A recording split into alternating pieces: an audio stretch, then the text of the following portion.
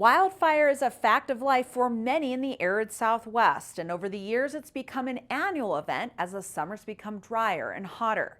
Too often, news is filled with the amount of property destroyed in the latest blaze or the loss of life in the inferno.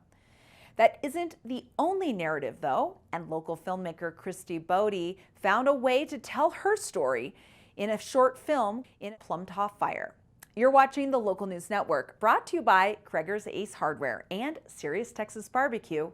I'm Wendy Graham-Settle. Me and my husband had only been in Pagosa, living over here for a few months, although neither one of us are foreign to wildfires and the Colorado landscape. It hits in a very different way when it's close to your home.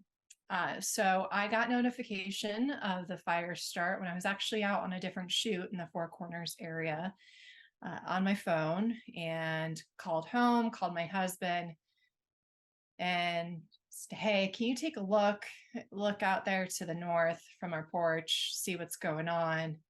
And next text I get from him is a picture of a huge plume of smoke. It was the Plumtaw Fire had started about 7 miles to the north, about the northwest of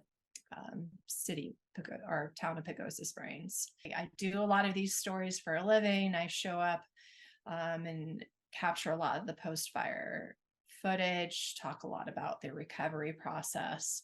But for some reason in my mind, I thought, oh, there's a grace period for when you move into your new home and a new community that you get for when a wildfire starts.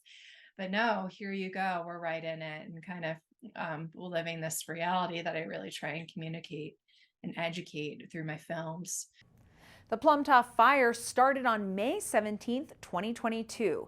The fire caused immediate concern, as not only was it in the position to threaten the town of Pagosa Springs, it was also in dangerous proximity to Dutton Ditch, one of the primary sources of drinking water for the town. As the summer was already abnormally dry and windy, the conditions seemed ripe for a devastating wildfire.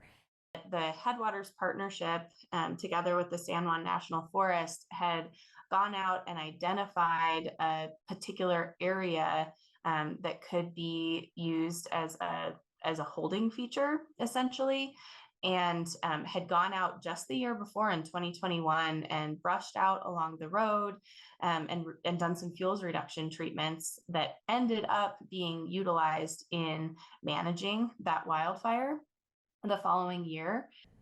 The San Juan Headwaters Forest Health Partnership is a science-based forest management group that focuses on the Pagosa Springs area as well as the Pagosa Ranger District as part of the San Juan National Forest. When the partnership identified Dutton Ditch as an area of focus, one of the tasks to alleviate fire danger was to provide fire mitigation along 4 Mile Road. And this is why these stories are so complex, is that there's no guarantee that any action or pre-planning like that is going to result in a holding feature being used or even make it accessible and usable. All it does is increase decision space. That increased decision space in the case of the Plumtaw Fire is what eventually led to the fire's success story.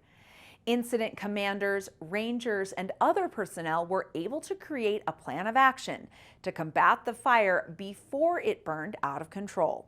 That story of a community coming together is the story Bode tells in her documentary. That you don't typically hear about the things that go right.